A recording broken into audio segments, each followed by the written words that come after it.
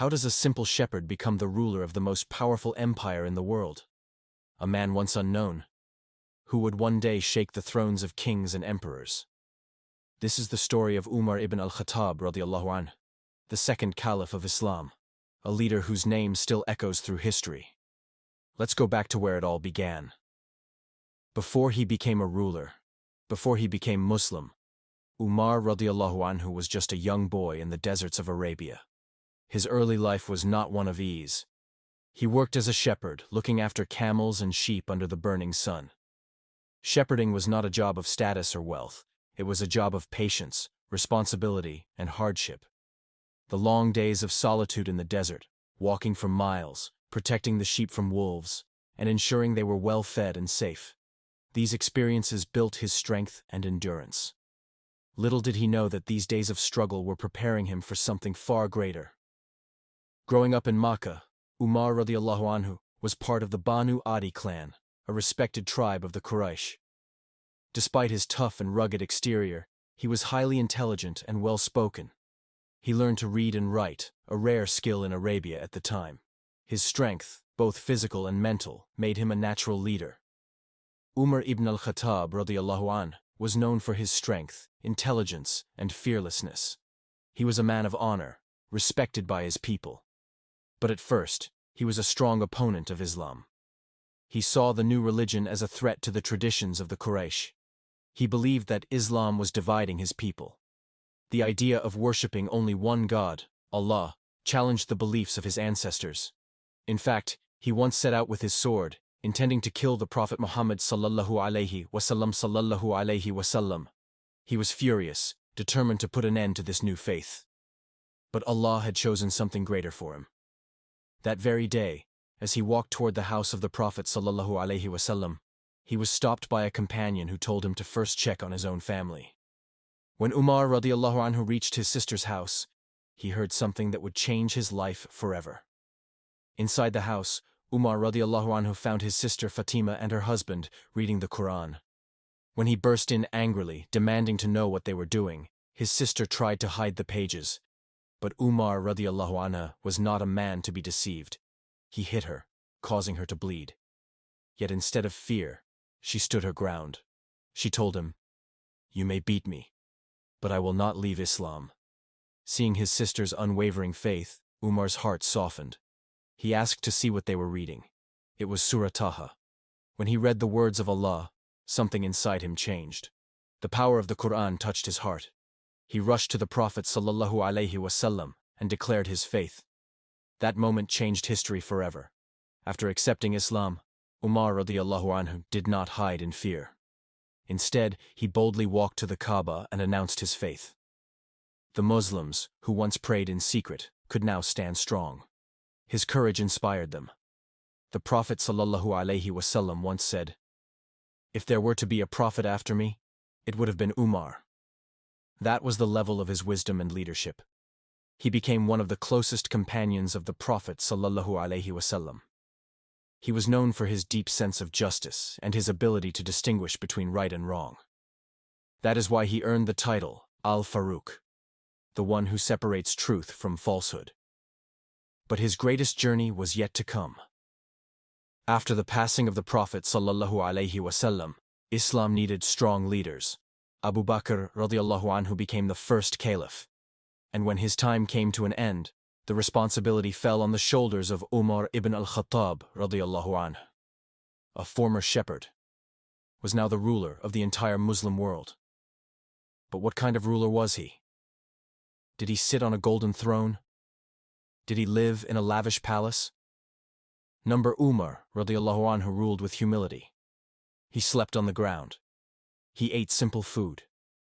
He walked in the streets, ensuring justice for his people. He was a ruler who feared no one but Allah. He was known for his strict discipline, fairness, and devotion to the welfare of his people. One of the most remarkable things about Umar radiallahu anhu was his deep concern for the well-being of his people. He didn't send spies or messengers to check on the condition of his people. He did it himself. Many times he would walk through the streets of Medina at night, disguised, to see if anyone was suffering. One night, he came across a poor woman and her children crying from hunger. She had no food, and the little ones were starving. Seeing this, Umar radiallahu anhu immediately rushed to the storehouse, carried a sack of flour on his back, and delivered it to the family himself. His servant offered to carry it, but Umar radiallahu anhu refused. He said, "Will you also carry my burden on the day of judgment?" This was Umar, the leader of an empire, yet the servant of his people. During his reign, the Islamic Empire expanded beyond imagination. Persia, Egypt, Syria, and Iraq all came under Muslim rule. Great empires that once stood for centuries crumbled before the might of the Muslims. But Umar radiallahu anhu did not conquer for power. He conquered for justice. Wherever the Muslim armies went, people were treated with fairness and respect. Even non-Muslims found peace under his rule. One of the most famous events in history is when Umar radiallahu anhu entered Jerusalem. The Christians of Jerusalem, after witnessing the justice of Islam, willingly handed over the keys of the city. The leader of the Christian community, Patriarch Sophronius, expected Umar to enter on a grand horse, dressed in silk, with an army behind him. But what did he see? Umar radiallahu anhu walked into the city, dressed in simple clothes, with his servant beside him. No wealth, no arrogance, just a humble ruler who feared Allah. When the time for prayer came, he was offered to pray inside the church of the Holy Sepulchre. But he refused. He said, "If I pray here, the Muslims after me may take this as a reason to turn the church into a mosque. I do not want to be the cause of injustice." And so, he prayed outside. Even today, a mosque stands where he prayed, known as Masjid Umar. Umar ibn Khattab radiallahu anhu ruled with absolute justice. He did not tolerate oppression, even if it came from his own people. One famous incident shows his fairness. A man from Egypt came to him, complaining that the son of Umar ibn al-As, the governor of Egypt, had struck him. The reason? The governor's son said, "I am the son of a nobleman." Umar radiallahu anhu was furious. He immediately called for Umar ibn al-As and his son to come to Medina. When they arrived, he gave a whip to the Egyptian man and told him, "Now strike him back." The man did as he was ordered. Justice was served. Umar radiallahu anhu then turned to Umar ibn al-As and said, "Since when have you enslaved people when their mothers gave birth to them as free men?" This was the justice of Umar radiallahu anhu. No one, not even the powerful, was above the law. Despite ruling over a vast empire, Umar radiallahu anhu lived humbly. He wore patched clothes. He ate simple food, often just bread and olive oil. One day, a foreign ambassador came to visit him. Expecting to meet a great emperor in a palace, he was shocked to find Umar radiallahu anhu sleeping under a tree, without any guards. The ambassador said, "You have ruled with justice, so you sleep in peace." Even with all his power, he never let arrogance enter his heart. During his rule, a great plague, known as the Plague of Amwas, struck the Muslim lands. Thousands died, including many of the Prophet's companions. Umar radiallahu anhu consulted his advisors. Some said he should stay, others advised him to leave. He made his decision. He would leave the affected area. Some questioned his choice, asking if he was running from Allah's decree. His reply was wise. He said, "I am running from the decree of Allah to the decree of Allah." He taught the world the importance of taking precautions while putting trust in Allah. Under his leadership, Islam spread like never before. The mighty Persian Empire fell. The lands of Syria, Iraq, Egypt, and Jerusalem all came under Muslim rule. But he never ruled with tyranny. He ensured that non-Muslims were treated fairly.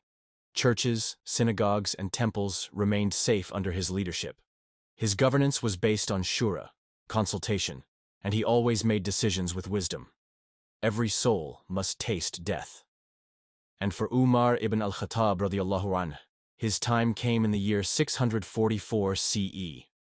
One morning, as he stood to lead the Fajr prayer in the masjid, a man named Abu Lu'lu'a al-Majusi, a Persian slave, stabbed him multiple times. Even as he fell, bleeding, his first concern was for the people. He told them to continue the prayer. For 3 days, he remained in pain, yet he continued to advise his people. He appointed a council to choose the next caliph. And then, his soul returned to Allah. The entire Muslim world mourned. A shepherd had become the most powerful ruler in the world. But in the end, he left this world with nothing but his faith. He was buried next to the Prophet Muhammad sallallahu alaihi wasallam and Abu Bakr radiyallahu anhu in Medina. Even today, the legacy of Umar ibn Khattab radiyallahu anhu lives on. He transformed the Muslim world, introduced justice, expanded Islam, and upheld the values of humility, faith, and fairness.